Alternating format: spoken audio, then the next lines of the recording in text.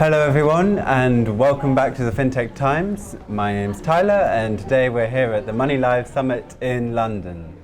Right now I'm joined by Daniel. Daniel, how are you? Not too bad, thank you, Tyler. Thank you. Are you enjoying the event? Very much so. Yes, it's brilliant, isn't it? Well, before we start with our conversation, I'd just like you to introduce a bit about who you are and where you come from today. So I look after research and innovation at Pay.UK, which is the UK's national payment system operator, and we look after the major payment systems between the interbanking payment, retail banking systems of the UK. So, for example, faster payments and BACS and checks. And we are currently building the next generation payments architecture, the new payments architecture, or MPA, for the UK, among other things. So Daniel, what are the most important payment models that you've seen come into fruition this year? There's been a great deal of excitement about buy now, pay later.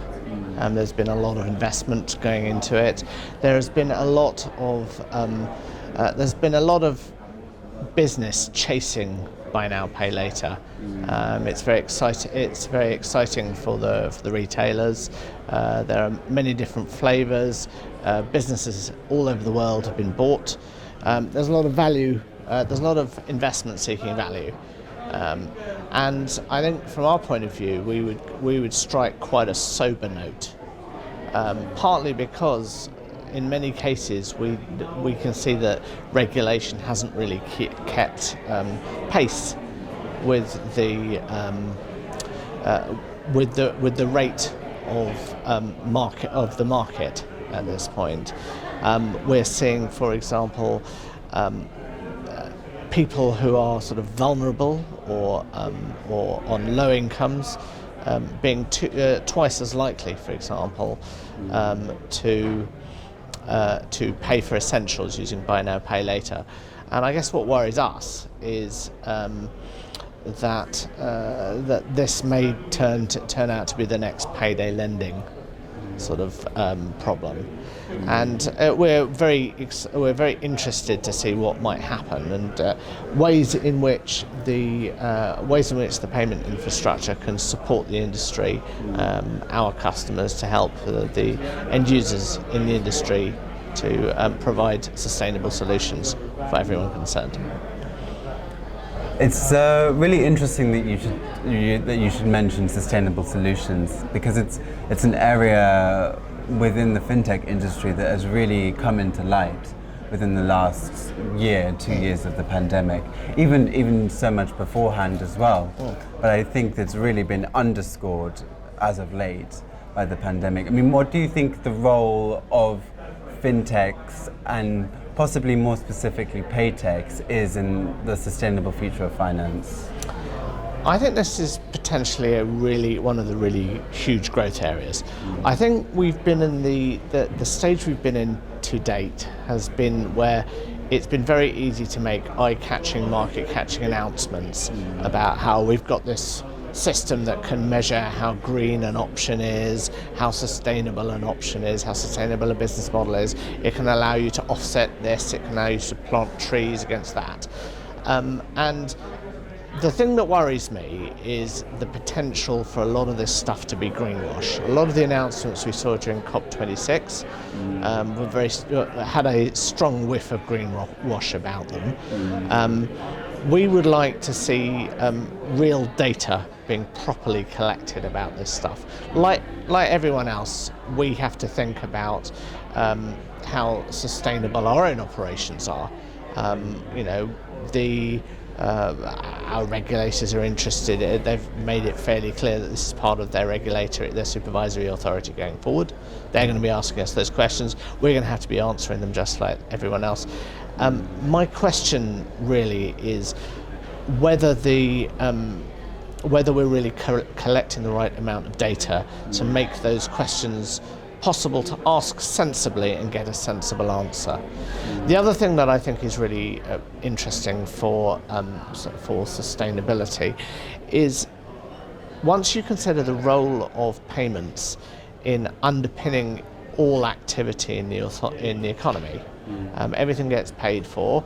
The propensity for green options at the till, at the checkout, at the point of sale, to be predicated on whether something is a sustainable choice or not, relies on that data being available and being available at point of choice. Otherwise, you're not going to get a genuine consumer choice. I think there is a real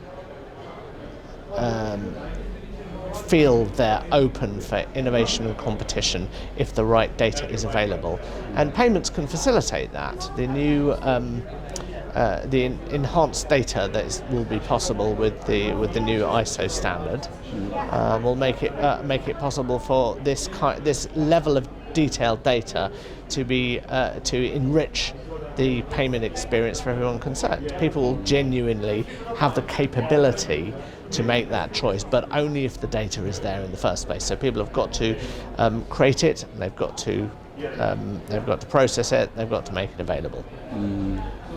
You're absolutely right, and you can't make informed decisions if you don't have informed data and accurate data. You're bang on the money with that. I think in a lot of senses, in a lot of different formats of fintech, especially if you look at things like crypto or investing, it's adhering to ESG standards, environmental and social governance standards, has been particularly crucial for the younger demographics that are using these services.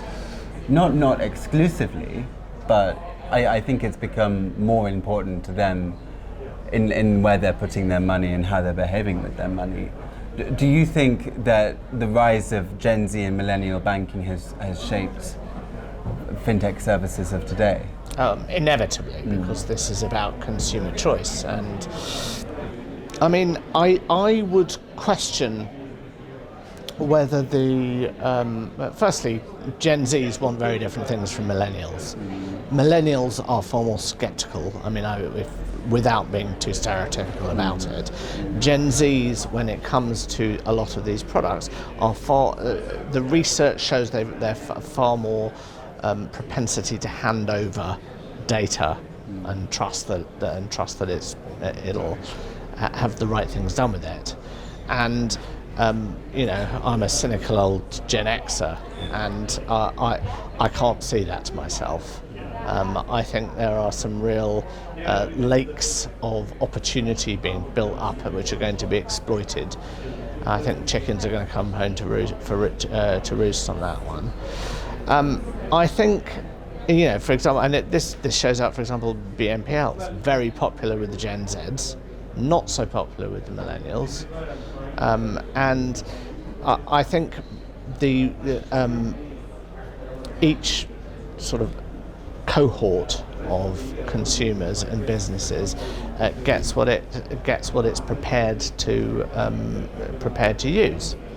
And I think, for example, when it comes to sustainability, I think that's going to be something that Gen X's are going to be much more stern about, especially as we will end up running a lot of these organisations, if not already, and as millennials start to end up in the sort of senior management of these organisations, I think they're going to be driving a lot more sustainable choices as well. Well, this is some very interesting answers, Daniel. Thank you so much for taking the time to speak with us today, and I hope you enjoy the rest of the event. Okay. Thank you very much.